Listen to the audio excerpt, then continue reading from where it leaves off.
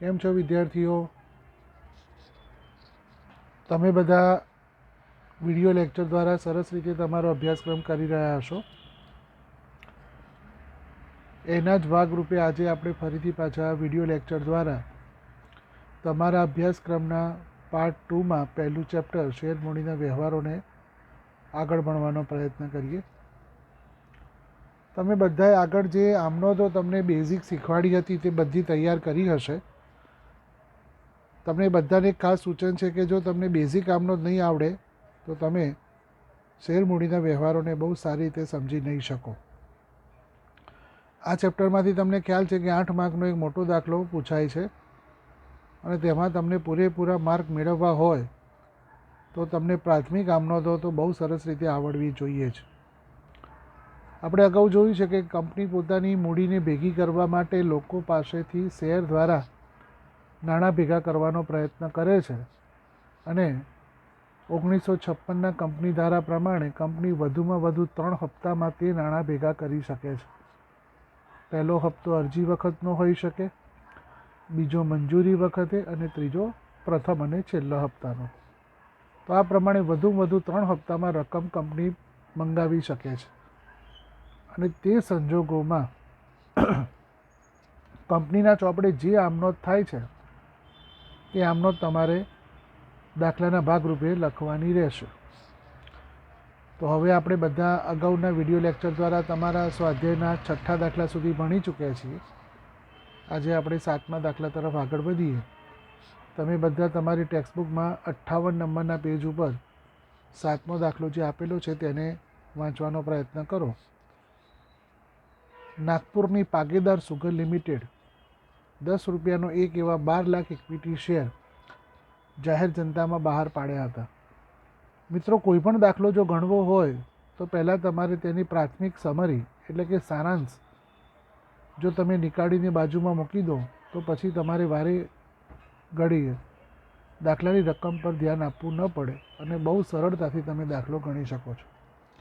અહીંયા આપણે પ્રાથમિક સમજમાં એવું કહી શકીએ કે મૂળ કિંમત 10 રૂપિયા છે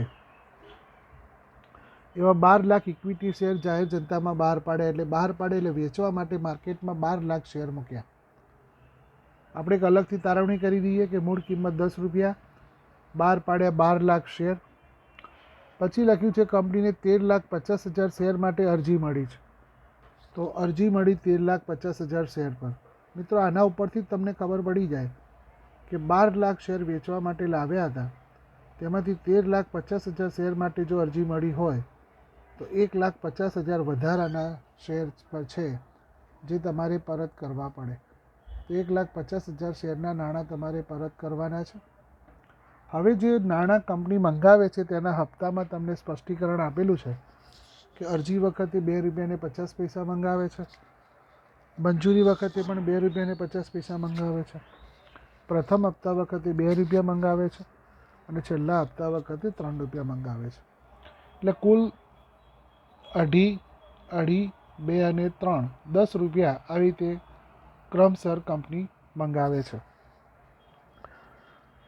હવે એવું લખ્યું છે ઐશ્વર્યા કે જેના 960 શેર મંજૂર કરેલા છે, એટલે ઐશ્વર્યા નામના એક ગ્રાહક એટલે કે શેર હોલ્ડર કે જેણે 960 શેર લીધેલા છે તે પ્રથમ અને છેલ્લા હપ્તાના નાણાં ભરી શક્યો નથી. એટલે કે પ્રથમ હપ્તા પર 960 શેર પર આપણને નાણાં નથી મળતા અને છેલ્લા હપ્તા ઉપર પણ 960 શેર પર આપણને નાણાં મળતા નથી. પછી આગળ લખ્યું છે વિવેક વિનય કે જેના 1200 શેર મંજૂર કરેલા છે તે છેલ્લા હપ્તાના નાણાં ભરી શકેલ નથી. એટલે કે બીજા 1200 શેર વધે છે. ટોટલ છેલ્લા હપ્તા વખતે 960 ઐશ્વર્યાના અને 1200 વિનયના કુલ 2,160 શેર પર નાણાં મળતા નથી. આ પ્રમાણે તમે સમરી કાઢી. હવે આપણે આમનોંધ લખવા માટેના ખાના દોરીશું. ખાના માટે કોમન જ ફોર્મેટ છે. હેડિંગ લખાશે શેર મૂડીની આમનોંધ, ક્રમ, વિગત, ખાપા, ઉધાર રકમ અને જમા રકમ. સૌથી પહેલાં તમે એ સમજ્યા છો કે તમને 13,50,000 ઇક્વિટી શેર પર 2 રૂપિયાને 50 પૈસા અરજીના મળેલા છે. તો તમારા ચોપડે નોંધ થશે બેંક ખાતે ઉધાર તે ઇક્વિટી શેર અરજી ખાતે, એટલે કે અરજીના નાણાં તમને મળે છે. 13,50,000 શેર પર ₹2.5 એટલે કે ₹2.5 અરજીના મળ્યા. 13,50,000 ગુણ્યા ₹2.50 કરીએ તો રકમ આવે 33,75,000. એટલે ઉધાર બાજુ પણ 33,75,000 અને જમા બાજુ પણ 33,75,000 રૂપિયા લખાશે. તો આ પ્રમાણે કંપનીના ચોપડે પહેલી નોંધ લખાઈ, બેંક ખાતે ઉધાર તે ઇક્વિટી શેર અરજી ખાતે. કોઈપણ શેરમૂડીના દાખલાની શરૂઆત આ જ આમ નોંધથી થવાની છે. હવે જ્યારે અરજીના નાણાં તમને મળ્યા છે ત્યારે તમને ખબર પડી કે તમને 1,50,000ના વધારે મળ્યા છે, તો તેને પરત કરવા સાથેની નોંધ તમારે લખવાની થશે. બીજી નોંધ, ઇક્વિટી શેર અરજી ખાતે ઉધાર 33,75,000.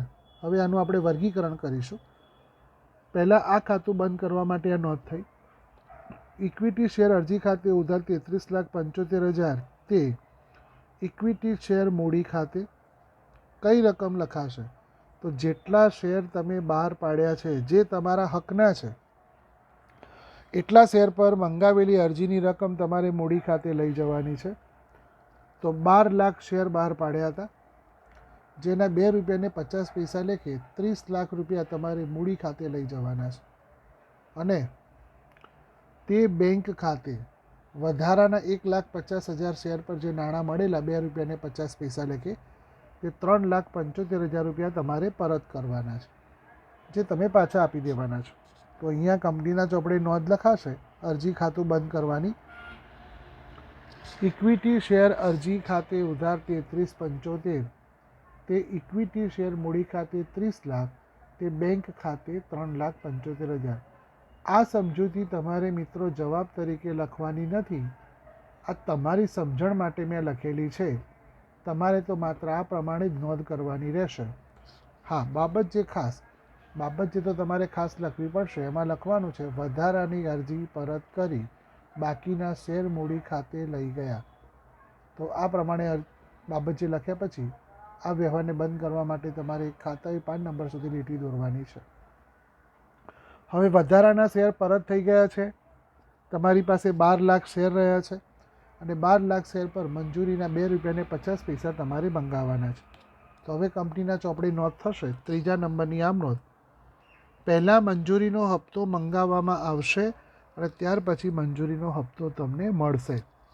તો અહીંયા લખાશે ઇક્વિટી શેર મંજૂરી ખાતે ઉધાર 30 લાખ તે ઇક્વિટી શેર મૂડી ખાતે 30 લાખ. તો આ 30 લાખ કઈ રીતે આવ્યા? તો અહીંયા લખેલું છે 12 લાખ શેર પર ₹2.50 એટલે કે ₹2.50 મંજૂરીના મંગાવ્યા. 12 લાખ શેર પર ₹2.5 લેખે 30 લાખ રૂપિયા તમે મંગાવો છો. તો આ પ્રમાણે તમારે 30 લાખ રૂપિયાની નોંધ લખાશે. ત્યાર પછી તમારે એક લીટી દોરીને વ્યવહાર પૂરો કરવાનો. હવે પેજ ફેરવવું પડશે કારણ કે વ્યવહારો હજી છે અને તમારું પેજ પૂરું થયું છે. આપણે જે સામાન્ય આમ નોંધ લખતા હતા એમાં સરવાળો આગળ લઈ ગયા, સરવાળો આગળ લાવે એવું લખતા હતા, પરંતુ આ શેરમૂડીના દાખલામાં તમારે એવું કરવાની જરૂર નથી. તમારે સરળતાથી પેજ ટર્ન કરીને આગળ વ્યવહારો લખવાના રહેશે. આગળ વિચારીએ તો જ્યારે તમે 30 લાખ રૂપિયા મંગાવ્યા છે ત્યારે તમને તે રકમ પૂરેપૂરી મળે છે. તમને પ્રથમ અને છેલ્લા હપ્તા વખતે જ શેરના નાણાં મળતા નથી. એનો મતલબ કે મંજૂરીની પૂરેપૂરી રકમ મળે છે તેવું તમને અહીંયા જણાવ્યું છે. તો તમે જે 30 લાખ રૂપિયા મંગાવ્યા છે તે તમને પૂરા મળે છે, એટલે ચોથી આમ નોંધ લખાશે. નાણાં આવે તો ઉધાર થશે, એટલે બેંક ખાતે ઉધાર તે ઇક્વિટી શેર મંજૂરી ખાતે 30 લાખ રૂપિયા, એટલે કે મંજૂરીના મંગાવેલા પૂરેપૂરા મળ્યા. 30 લાખ રૂપિયા મળ્યા એટલે 30 લાખ રૂપિયાની નોંધ થઈ. તેની બાબત જે લખાશે, બાબત જે 12 લાખ શેર પર ₹2.50 મંજૂરીના મળ્યા. અને ત્યારબાદ પછી તમારે આ વ્યવહાર પૂરો કરવા માટે લીટી દોરવાની. દરેક વ્યવહાર પૂરો થયા પછી આ લીટી દોરવાની છે. તે પણ ખાસ યાદ રાખવાનું કે ખાતાએ 5 નંબરથી આગળ લીટી જવી ના જોઈએ, કારણ કે આપણે આ બધી રકમોનો સરવાળો કરવાનો છે. હવે તમને જે સૂચના આપી છે તે પ્રમાણે ₹2 પ્રથમ હપ્તો તમારે મંગાવવાનો છે 12 લાખ શેર પર. તો અહીંયા નોંધાવશે ઇક્વિટી શેર હપ્તા ખાતે ઉધાર તે ઇક્વિટી શેર મૂડી ખાતે 12 લાખ શેર પર ₹2 હપ્તાના મંગાવ્યા.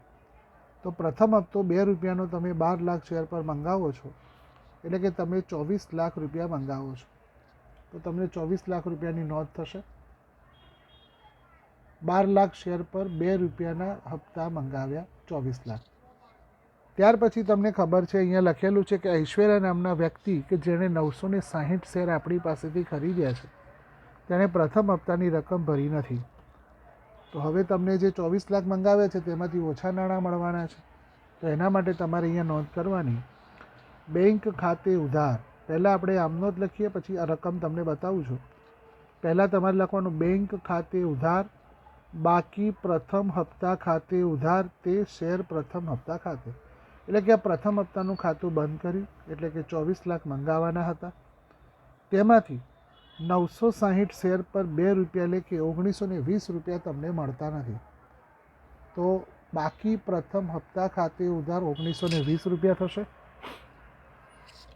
તમે 24 લાખ રૂપિયા મંગાવ્યા હતા એમાંથી ₹1920 તમને મળતા નથી. તો બાકીના 23,98,080 24 લાખમાંથી 1920 બાદ કરતાં 23,98,080 રૂપિયા જે છે તે તમને મળે છે. તો એના માટે લખાશે બેંક ખાતે ઉધાર બાકી પ્રથમ હપ્તા ખાતે ઉધાર તે શેર પ્રથમ હપ્તા ખાતે રકમ. બાબત જે લખાશે 960 શેર સિવાય બાકીના શેર પર પ્રથમ હપ્તો મળ્યો. તો 960 સિવાય બાકીના ઉપર હપ્તો મળ્યો એ નોંધ થઈ. ત્યાર પછી તમારે ખાનું બંધ કરીને લીટી પૂરી કરી દેવાની અને આ વ્યવહાર પૂરો થયો. હવે તમારે છેલ્લા હપ્તાના ₹3 મંગાવવાના છે. 12 લાખ શેર છે તેના ઉપર છેલ્લા હપ્તાના તમારે ₹3 મંગાવવાના છે તેવું સૂચન છે. તો અહીંયા લખાશે શેર છેલ્લા હપ્તા ખાતે ઉધાર તે શેર મૂડી ખાતે 12 લાખ શેર પર ₹3 લેખે છેલ્લો હપ્તો મંગાવ્યો 36 લાખ રૂપિયા તમે મંગાવ્યા. તો 36 લાખ રૂપિયા મંગાવ્યા તેની આ નોંધ થઈ. તો તમે પહેલાં રકમ મંગાવવાની છે પછી તમને રકમ મળવાની છે. હવે જ્યારે તમે 36 લાખ રૂપિયા મંગાવ્યા છે ત્યારે તમને ખબર પડે છે કે 960 શેર પર ઐશ્વર્યાએ આપણને છેલ્લો હપ્તો નથી આપ્યો અને વિનય તરફથી 1200 શેર પર તમને હપ્તો મળ્યો નથી. ટોટલ 2160 શેર પર 900 વત્તા 1200 એ 2160 શેર પર તમને છેલ્લા હપ્તાના ₹3 મળતા નથી. એટલે કંપનીના ચોપડે નોંધ થશે બેંક ખાતે ઉધાર બાકી છેલ્લા હપ્તા ખાતે ઉધાર તે શેર છેલ્લા હપ્તા ખાતે 36 લાખ રૂપિયા તમે મંગાવ્યા હતા તેમાંથી 2160 શેર ગુણ્યા 3 એટલે કે 6480 રૂપિયા મળતા નથી. તો 36 લાખમાંથી 6480 રૂપિયા જે નથી મળતા તે બાદ કરતા 35,93,520 રૂપિયા તમને મળે છે જે બેંક ખાતે ઉધાર લખાશે.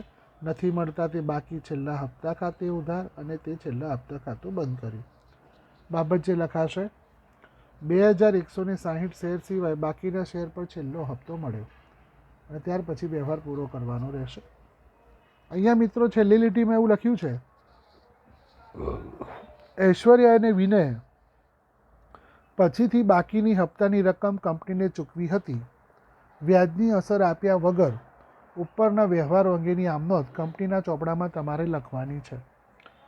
તો છેલ્લે એવું લખ્યું છે કે વિનય અને ઐશ્વર્યાએ જે નાણાં નહોતા ચૂકવ્યા તે પછીથી ચૂકવી દે છે. એટલે કે આગળ જે આપણને 1920 રૂપિયા નહોતા મળ્યા અને આ 6480 ટોટલ 8400 રૂપિયાનો હપ્તો જે આપણને ન મળ્યો હતો તે હવે પૂરેપૂરો તમને મળી જાય છે.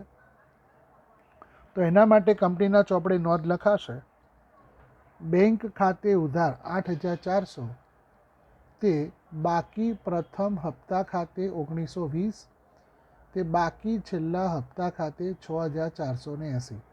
એટલે કે ફરીથી આપણને પ્રથમ અને છેલ્લા હપ્તાના જે નાણાં બાકી હતા તે મળી ગયા અને આ પ્રમાણે તમારે બાબત જે લખવાની બાકી હપ્તાની રકમ મળી અને ત્યાર પછી લીટી દોરી દેવાની. એટલે આ તમારી વ્યવહાર પૂરો થયો. તો આ પ્રમાણે સ્ટેપ બાય સ્ટેપ એક એક વ્યવહાર સમજીને તમારે આમનોંધ લખવાની છે. કંપનીના ચોપડે શેરને લગતી જે આમનોંધ લખાય એ તમારો દાખલાનો જવાબ છે. હવે તમારે બંને બાજુનો સરવાળો કરી દેવાનો છે અને આમનોંધના નિયમ પ્રમાણે તમને બધાને ખ્યાલ છે કે આમનોંધની ઉધાર અને જમા બંને બાજુનો સરવાળો એક સરખો આવે છે. તો મને લાગે છે તમને બહુ સરસ રીતે આ વ્યવહારોની સમજ પડી હશે અને આ દાખલો અહીંયા પૂરો થયો છે. તો હવે આપણે એ દાખલાને પૂરો કરીને 8મા દાખલા તરફ આગળ વધીએ. 8મા દાખલામાં તમને અહીંયા એવું જણાવ્યું છે કે અમુક વ્યક્તિઓ જે આપણે હપ્તાની રકમ મંગાવીએ છીએ તેના કરતાં વધારે રકમ આપણને મોકલાવે છે, એટલે કે એડવાન્સ હપ્તા છે. તો એડવાન્સ હપ્તા પણ આપણે વિચારવા પડે. જેમ કે અહીંયા આપણે જે દાખલો અત્યારે પૂરો કર્યો તેમાં એવું કહ્યું છે કે અરજી વખતે માત્ર ₹2.50 કંપનીએ મંગાવે છે. પરંતુ અમુક વખત એવું બને છે કે જે વ્યક્તિએ આપણને અરજી કરે છે તે ₹2.50 બદલે ₹10 મોકલી દે છે, પૂરેપૂરા એક જ હપ્તામાં આપી દે છે. તો એનો મતલબ એવો થયો કે એને મંજૂરીના અગાઉથી આપ્યા છે, પ્રથમ હપ્તાના અગાઉથી આપ્યા છે અને છેલ્લા હપ્તાના અગાઉથી આપ્યા છે. તો રકમ તો કંપનીને મળે જ છે. તો એવા સંજોગોમાં આમનો જે રીતે લખાય તેનો અભ્યાસ કરીને અહીંયા તમારે દાખલાને ગણવાનો છે. તો પહેલાં આપણે જે ગણીએ છીએ તે પ્રમાણે પહેલાં સમરી કાઢી લઈએ અને ત્યાર પછી એ સમરીને સમજીને આપણે વ્યવહારને ગણવાનો પ્રયત્ન કરીએ. તો બધા ધ્યાન આપજો. દાખલા નંબર 8 ઉપર વ્યારાની ચૌધરી એગ્રો કંપની.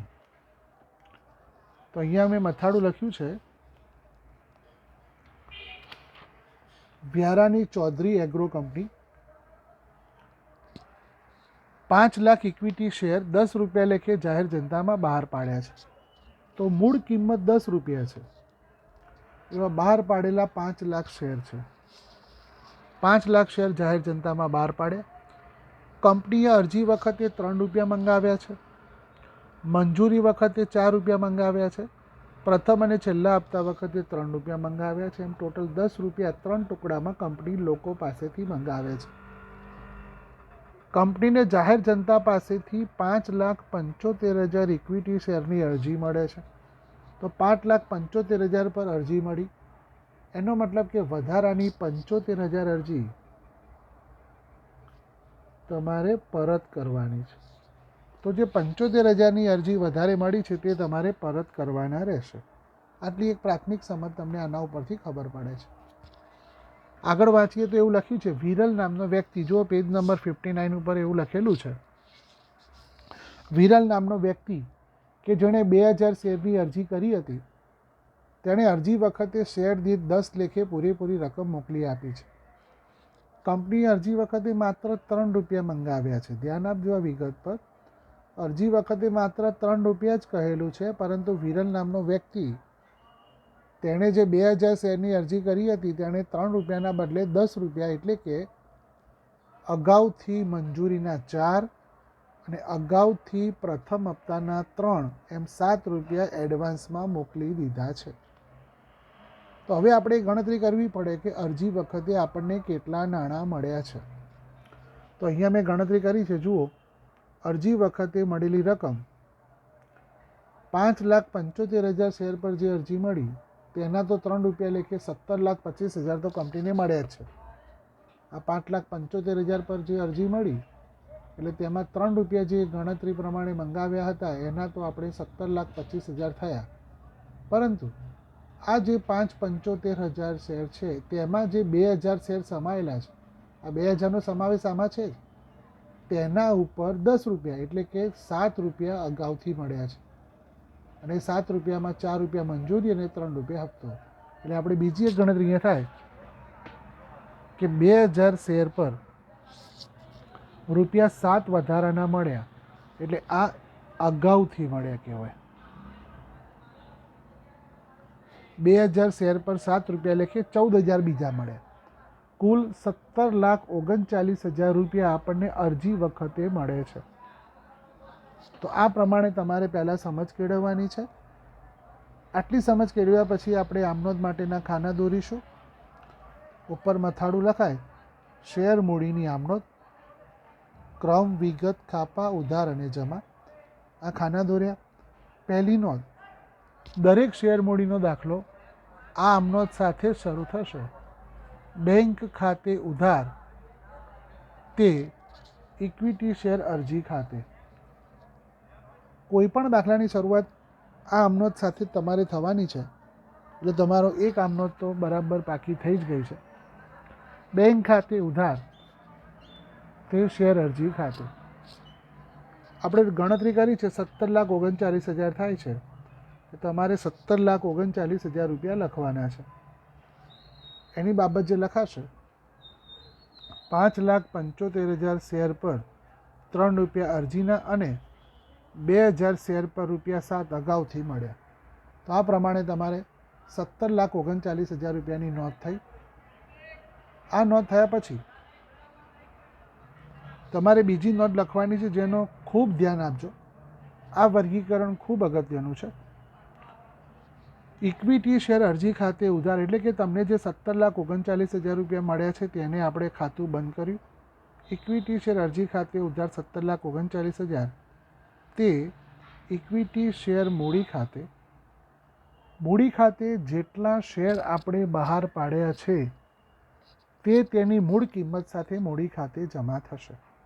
તો આપણે 5 લાખ શેર બહાર પાડ્યા છે, તો 5 લાખ શેર પર 3 રૂપિયા લેખે શેર મૂડીમાં 15 લાખ રૂપિયા આપણે લઈ જવાના છે. ત્યાર પછી જેટલા શેર પર વધારાના નાણાં મળ્યા છે, એટલે કે 75,000 શેર પર આપણને 3 રૂપિયા વધારે મળ્યા છે, તો તે પાછા આપવાના છે. તે બેંક ખાતે લખાશે. 75,000 શેર પર 3 રૂપિયા લેખે 2,25,000 રૂપિયા તમે પરત કર્યા. ત્યાર પછી આપણે જોયું હતું કે 2,000 શેર પર 4 રૂપિયા મંજૂરીના અને 3 રૂપિયા હપ્તાના અગાઉથી મળ્યા છે. તો તે માટે તમારે લખવાનું, તે અગાઉથી મળેલ મંજૂરી ખાતે 2,000 × 4 એટલે કે 8,000 રૂપિયા, અને તે અગાઉથી મળેલ હપ્તા ખાતે 2,000 × 3 એટલે કે 6,000 રૂપિયા. તો આ પ્રમાણે તમારે 17,39,000નું વર્ગીકરણ લખવાનું રહેશે. મિત્રો, આ પ્રકારની ગણતરી તમારી સમજણ માટે છે. આને તમારે જવાબ તરીકે પરીક્ષામાં લખવાના નથી, પરંતુ આમનોંધ આ રીતે લખવાની છે. બાબત જે લખાશે, શેર અરજીની રકમ શેર મૂડી ખાતે લઈ ગયા. તો આ પ્રમાણે બીજી નોંધ પૂરી થઈ. હવે 5 લાખ શેર આપણી પાસે રહ્યા છે, જેના ઉપર કંપની 4 રૂપિયા મંજૂરીના મંગાવે છે. પરંતુ એ મંગાવતા પહેલાં તમારે તે યાદ રાખવું પડે કે વિરલ નામનો વ્યક્તિએ આપણને પોતાના 2,000 શેર પર મંજૂરીના તો અગાઉથી આપણને આપી દીધા છે, એટલે કે 8,000 રૂપિયા આપણને પહેલેથી મળી ચૂકેલા છે. તો એ વ્યક્તિ પાસેથી ફરીથી આપણે મંજૂરીના નાણાં મંગાવી ન શકાય. તો 5,000માંથી 2,000 શેર પર તો આપણને નાણાં મળી ગયા છે, એટલે તમારે 4,98,000 શેર પર મંજૂરીની રકમ મંગાવવાની થશે. તો એના માટે તમારી નોંધ આ પ્રમાણે થશે. ઇક્વિટી શેર મંજૂરી ખાતે ઉધાર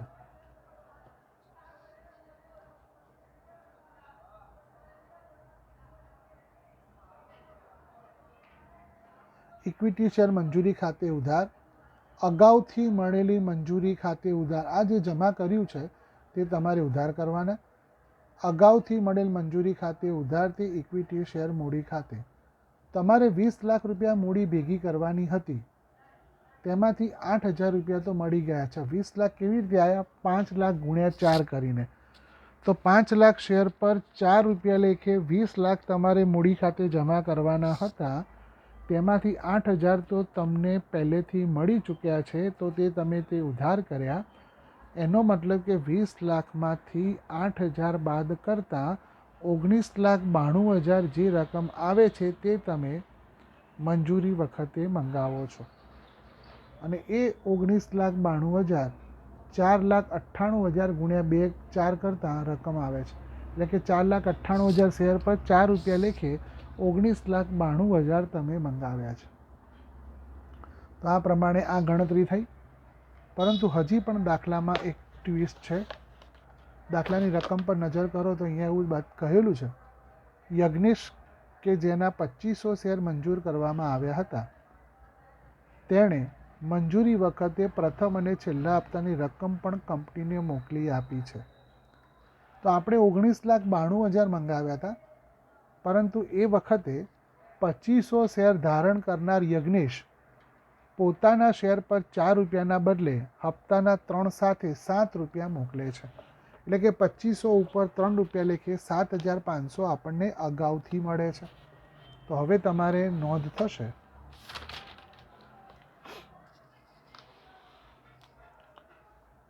બેંક ખાતે ઉધાર, તે ઇક્વિટી શેર મંજૂરી ખાતે, તે અગાઉથી મળેલ હપ્તા ખાતે. હવે કઈ રીતે રકમ મળે છે? આપણે 19,92,000 મંગાવ્યા હતા, તેના ઉપર 2500 શેર ધારણ કરનાર આપણને 4ના બદલે 7 રૂપિયા આપે છે, હપ્તાના 3 એડવાન્સમાં આપે છે. તો 7 લેખે તમને રકમ મળે છે. એટલે 2500 ઉપર 4 તો હકના છે જે અહીંયા આવી ગયા છે, બાકીના વધારાના 3 એટલે કે 7,500 તમારે એડવાન્સમાં મળ્યા. એટલે ટોટલ તમને 20,09,500 એટલે 19,99,500 મળે છે. આ રકમ ખોટી છે. 19,99,500 તમને મળે છે, આ બંનેનું ટોટલ. તો હવે નોંધ આવશે બેંક ખાતે ઉધાર 19,99,500. આપણે મંગાવ્યા હતા 19,92,000 એટલે મૂડી મંજૂરી ખાતે 19,92,000 અને અગાઉથી મળેલ હપ્તા ખાતે 7,500, જે તમારે 2500 ગુણ્યા 3 થઈને આવેલા છે. તો આ પ્રમાણે તમારે નોંધ થઈ. શેર મંજૂરીની રકમ મળી એ બાબત જે છે. ત્યાર પછી હવે છેલ્લો હપ્તો મંગાવવાનો છે. પરંતુ જ્યારે તમે છેલ્લો હપ્તો મંગાવો છો ત્યારે તમને ખબર છે કે વિરલ નામના વ્યક્તિએ આપણને 2,000 શેર પર પહેલેથી છેલ્લો હપ્તો આપી દીધો છે અને યજ્ઞેશ નામના વ્યક્તિએ 2500 શેર પર છેલ્લો હપ્તો આપી દીધો છે. તો એ બંને પાસેથી આપણે છેલ્લા હપ્તાની રકમ મંગાવી ન શકીએ. અગાઉ આપણને 6,000 રૂપિયા વિરલ પાસેથી મળી ચૂકેલા છે અને 7,500 યજ્ઞેશ પાસેથી મળી ચૂકેલા છે. એટલે 13,500 આપણને પહેલેથી મળી ચૂકેલા છે. કુલ 5 લાખ પર 3 રૂપિયા લેખે 15 લાખ રૂપિયા તમારે મંગાવવાના થાય છે. પરંતુ આ 15 લાખના બદલે તમારે 13,500 ઓછા મંગાવીને 14,86,500 મંગાવવાના છે. તો આ પ્રમાણે તમારી રકમની સમજૂતી થઈ. હવે તેની આમ નોંધ વિચારીએ તો 14,86,500 મંગાવવાના છે. એના માટે નોંધ થશે ઇક્વિટી શેર હપ્તા ખાતે ઉધાર 14,86,500, અગાઉથી મળેલ હપ્તા ખાતે ઉધાર 13,500, તે ઇક્વિટી શેર મૂડી ખાતે 15 લાખ. તો આ પ્રમાણે તમારે નોંધ થઈ. એનો અર્થ એવો થાય કે તમે 14,86,500 શેર હોલ્ડર પાસેથી મંગાવ્યા છે છેલ્લા હપ્તાના, અને એ તમને પૂરેપૂરા મળી જાય છે. છેલ્લે લખ્યું છે મંજૂરી વખતની તથા હપ્તા વખતની લેણી થતી રકમો યોગ્ય સમયે મંગાવવામાં આવી હતી અને તે સમયસર પૂરેપૂરી મળી ગઈ હતી. એટલે કે તમને પૂરેપૂરું મળી જાય છે. તો એના માટે નોંધ થશે બેંક ખાતે ઉધાર 14,86,500, તે ઇક્વિટી શેર હપ્તા ખાતે 14,86,500 હપ્તાના નાણાં મળ્યા અને આ પ્રમાણે એડવાન્સ હપ્તો તમારો પૂરો થયો. મિત્રો, આ દાખલો થોડો અલગ છે, વ્યવહારો તમારે સમજવા પડશે. હું તમને જણાવું કે આ દાખલો 1-2 વાર ફરીથી રિપીટ કરીને જોઈ લેજો અને 2 વાર નોટમાં નોંધી પણ દેજો. આ દાખલો અગત્યનો છે. એક જ દાખલો છે એડવાન્સ હપ્તાનો અને તે તમારે સમજવો જરૂરી છે. ત્યાર પછી દાખલાની પૂર્ણાહુતિમાં બંને બાજુનો ઉધાર અને જમા બાજુનો સરવાળો તમારે કરવાનો અને દાખલો પૂરો થયો. તો મિત્રો, અત્યાર સુધી તમે જે દાખલાઓ જોયા છે તે દાખલાઓમાં કંપની પોતે જેટલી મૂળ કિંમતના શેર બહાર પાડે છે તે જ કિંમત કંપની શેર હોલ્ડર પાસેથી મંગાવે છે. પરંતુ 2013ના કંપની ધારામાં થયેલા સુધારા પ્રમાણે આપણને ખબર છે કે કંપની પોતાના શેર 2 રીતે લોકો પાસેથી મંગાવી શકે છે, મૂળ કિંમતથી અને પ્રીમિયમથી. પ્રીમિયમનો અર્થ મેં તમને એ વખતે સમજાવ્યો હતો કે જેટલા રૂપિયાની મૂળ કિંમત હોય તેના કરતાં વધારે નાણાં તે શેર હોલ્ડર પાસેથી મંગાવે છે. ધારો કે 10 રૂપિયાની મૂળ કિંમતનો શેર હોય તો તો તેના ઉપર કંપની 10 કરતાં વધારે એટલે 15, 20, 25 રૂપિયા લોકો પાસેથી મંગાવે છે. તો જે વધારાના નાણાં મંગાવે છે તે કંપની પ્રીમિયમથી તેને ઓળખે છે, જે જામીનગીરી પ્રીમિયમ કહેવાય, અને તે કંપની માટે પોતાની પ્રેસ્ટીજના બદલામાં મળેલું વળતર છે, એટલે તે મૂડી નફો છે. કંપનીની જે પ્રેસ્ટીજ હોય, જે ગુડવિલ છે, તેનો તે કંપની લાભ લે છે. તો પ્રીમિયમની નોંધ તમારે કંપનીના ચોપડામાં નફા તરીકે એટલે કે જમા બાજુ લખવાની છે. બીજી એક વસ્તુ વિચારી લઈએ કે પ્રીમિયમ એ કોઈ પણ રીતે મંગાવી શકાય છે. અરજી વખતે પણ મંગાવી શકાય છે, મારી વાત પર પૂરેપૂરું ધ્યાન રાખજો. મંજૂરી વખતે પણ મંગાવી શકાય છે અને હપ્તા વખતે પણ મંગાવી શકાય છે. એવું પણ બને કે એક હપ્તામાં મંગાવે, 2 હપ્તામાં મંગાવે અને બધા હપ્તામાં પણ મંગાવે. દરેક હપ્તામાં પ્રીમિયમ તમે મંગાવી શકો છો અથવા કોઈ પણ રીતે મંગાવી શકો છો. હવે એની નોંધ કઈ રીતે કરવાની? તો નોંધ દરેક હપ્તાની 2 નોંધો થાય છે, તેનો અભ્યાસ આપણને ખબર છે. તમારે એ વસ્તુ ઉપર ધ્યાન રાખવાની કે જે હપ્તામાં પ્રીમિયમ મંગાવ્યું હોય તે હપ્તાની 2 નોંધોમાંથી જે નોંધમાં મૂડી ખાતું જમા થતું હોય તેની સાથે સાથે પ્રીમિયમ તમારે જમા કરવાનું છે. દાખલા તરીકે અરજી વખતે પ્રીમિયમ મંગાવ્યું છે, તો અરજીની બીજા નંબરની નોંધમાં મૂડી ખાતું જમા થાય છે, તો તમારે બીજી નોંધમાં પ્રીમિયમ ખાતું જમા કરવાનું. પરંતુ જો મંજૂરી વખતે પ્રીમિયમ મંગાવ્યું હોય તો મંજૂરીની પ્રથમ નોંધમાં મૂડી ખાતું જમા થાય છે, તો તેની સાથે સાથે પ્રીમિયમ ખાતું તમારે જમા કરવાનું છે. આ વિગતને ધ્યાનમાં લઈને આપણે દાખલો વિચારીએ. શેર બહાર પાડી શકાય છે 2 રીતે, મૂળ કિંમતથી અને પ્રીમિયમથી. એટલે કે મૂળ કિંમત કરતાં વધારે રકમને પ્રીમિયમ કહેવાય, જે કંપની માટે ફાયદો કહેવાય, ફાયદો જમા થાય. આ નોંધ યાદ રાખજો. જે હપ્તામાં પ્રીમિયમ મંગાવ્યું હોય તેની મૂડી ખાતે જમા થતી નોંધમાં પ્રીમિયમ ખાતું જમા કરવાનું છે. આ વિગતને ધ્યાનમાં લઈને આપણે દાખલા નંબર 9ને ગણવાનો પ્રયત્ન કરીએ. દરેકનું ધ્યાન 59 નંબરના પેજ ઉપર 9મો દાખલો આપ્યો છે. જૂનાગઢની નાણાવટી લિમિટેડ 10 રૂપિયાનો એક એવા, એટલે આપણે એની સમરી કાઢીએ તો 10 રૂપિયા મૂળ કિંમત છે.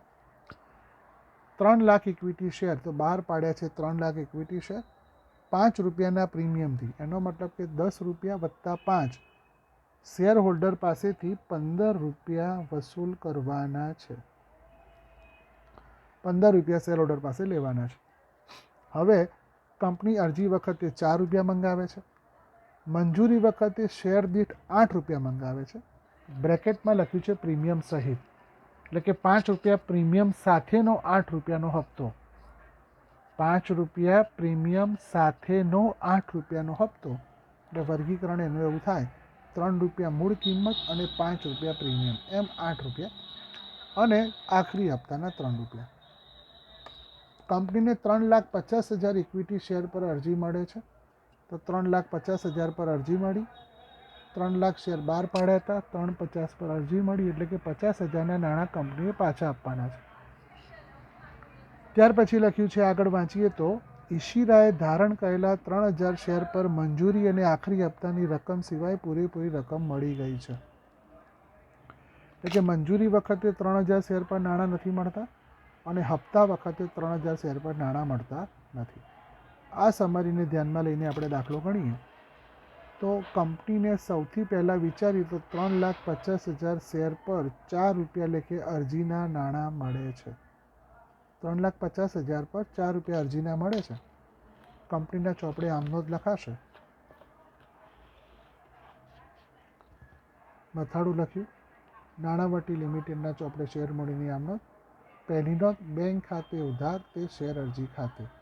3,50,000 શેર પર 4 રૂપિયા લેખે અરજીના 14 લાખ રૂપિયા મળે, તો 14 લાખ રૂપિયાથી આ નોંધ થશે.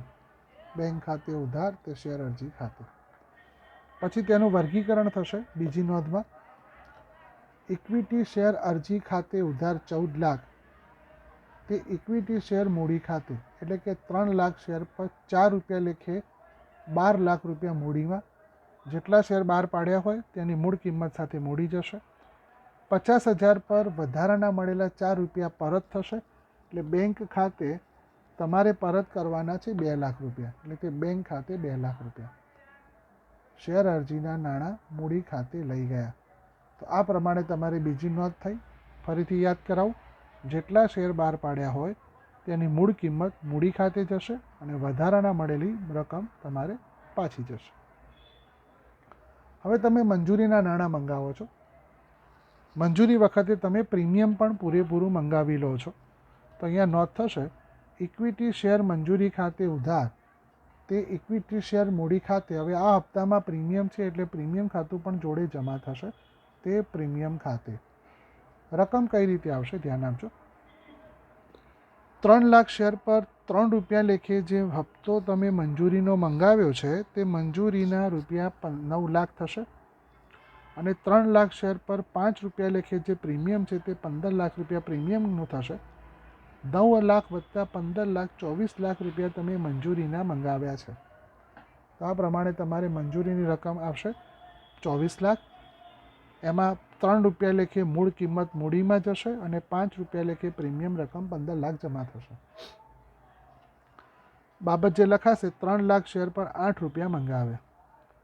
હવે જ્યારે મંગાવ્યા ત્યારે તમને ખ્યાલ છે કે તમને 3000 શેર પર મળતા નથી. તો અહીંયા નોંધ આવશે, બેંક ખાતે ઉધાર બાકી મંજૂરી ખાતે ઉધાર તે શેર મંજૂરી ખાતે. તમે 24 લાખ રૂપિયા મંગાવ્યા હતા, તેમાંથી 3000 શેર પર ₹8 લેખે 24,000 રૂપિયા તમને મળતા નથી. તો 24 લાખમાંથી 24,000 નથી મળતા તો 23,76,000 રૂપિયા તમને મળે છે. એટલે બેંક ખાતે ઉધાર મળતી રકમ 23,76,000, બાકી મંજૂરી ખાતે 24,000, તે શેર મંજૂરી ખાતે 24 લાખ. તો આ પ્રમાણે તમારી નોંધ થઈ, શેર મંજૂરીનો હપ્તો મળ્યો. હવે તમારે આખરી હપ્તો મંગાવવાનો છે અને એ આખરી હપ્તો ₹3 છે. તો શેર આખરી હપ્તા ખાતે ઉધાર 9 લાખ, તે શેર મૂડી ખાતે 9 લાખ. એટલે કે 3 લાખ શેર પર ₹3 લેખે છેલ્લો હપ્તો મંગાવે. તો આ પ્રમાણે તમારે છેલ્લા હપ્તાના 9 લાખ રૂપિયા તમે મંગાવો છો. અહીંયા જણાવી દો કે બાકી મંજૂરી ખાતે તમને પૂરેપૂરા ₹8 નથી મળતા, એટલે પ્રીમિયમ સાથેની રકમ જ તમારે ઉધાર કરવાની રહેશે. મંગાવીએ ત્યારે પ્રીમિયમ જમા થાય, ન મળે ત્યારે પ્રીમિયમ સહિતની રકમ ઉધાર કરવાની છે. આ વસ્તુ પણ ધ્યાન રાખજો. હવે તમે 9 લાખ રૂપિયા મંગાવ્યા છે, તેમાં પણ તમને કહ્યું છે કે 3000 શેર પર હપ્તાના તમને મળતા નથી. તો અહીંયા તમારે પહેલાં બાબત જે જોઈએ તો 3 લાખ શેર પર ₹3 હપ્તો મંગાવ્યો, બાબત જે લખીને લીટી કરી નાખવાની, એટલે વ્યવહાર પૂરો. છઠ્ઠો, તમને હપ્તાના નાણાં મળે છે એના માટે નોંધ થશે, બેંક ખાતે ઉધાર બાકી હપ્તા ખાતે ઉધાર તે આખરી હપ્તા ખાતે. રકમ કઈ રીતે આવશે? તો તમે જે 9 લાખ રૂપિયા મંગાવ્યા છે એ 9 લાખ રૂપિયા તમારે જમા કરવાના છે. તેમાંથી તમને 3000 શેર પર ₹3 લેખે 9,000 રૂપિયા મળતા નથી. તો તે બાકી હપ્તામાં ઉધાર થશે 9,000 રૂપિયા. 9 લાખમાંથી 9,000 રૂપિયા બાદ કરતાં 8,91,000 રૂપિયા તમને મળે છે. બેંક ખાતે ઉધાર 8,91,000, બાકી હપ્તા ખાતે ઉધાર 9,000, તે આખરી હપ્તા ખાતે 9 લાખ. અને નોંધ લખાશે, છેલ્લા હપ્તાના નાણાં મળે. અને પછી તમારે સરવાળો કરવાનો. બરાબર મિત્રો? તો હવે તમને ખ્યાલ આવી ગયો હશે કે પ્રીમિયમ સાથેની નોંધ પણ કઈ રીતે થાય છે. તમારું ચેપ્ટર એવી રીતે ગોઠવાયું છે કે દરેક દાખલામાં થોડું થોડું પરિવર્તન થાય છે અને એ પરિવર્તનને સ્વીકારતા તમારે જપ્તીની નોંધ શીખવાની છે અને તેની સહિતના દાખલા પરીક્ષામાં પૂછાય છે. એટલે તમારે બધાએ દરેક દાખલાઓ ખૂબ સારી રીતે તૈયાર કરવાના છે, કારણ કે આ તમારો પાયો છે. જેટલી સારી રીતે આ વ્યવહારો સમજશો એટલી સારી રીતે તમે પરીક્ષામાં પૂછાતા દાખલાઓને સોલ્વ કરી શકશો. તો આજે આપણે અહીંયા દાખલો પૂરો કર્યો છે. વિડીયો લેક્ચર પણ આપણે પૂરું કરીએ છીએ. તમે બધા આ 3 દાખલાઓને પૂરેપૂરો અભ્યાસ કરજો, તેને નોટમાં સારી રીતે નોંધજો અને સતત તેનું વાંચન કરતા રહેજો. મને આશા છે કે તમને બહુ સારી રીતે સમજ પડશે. હવે પછી આપણે મળીશું આગળના બીજા વિડીયો લેક્ચરમાં કે જેમાં સ્વાધ્યાયના બીજા દાખલાઓને ગણવાનો પ્રયત્ન કરશો. ત્યાં સુધી તમને બધાને સારી રીતે અભ્યાસક્રમ ખબર પડે તેવી મારી શુભેચ્છાઓ. આવજો.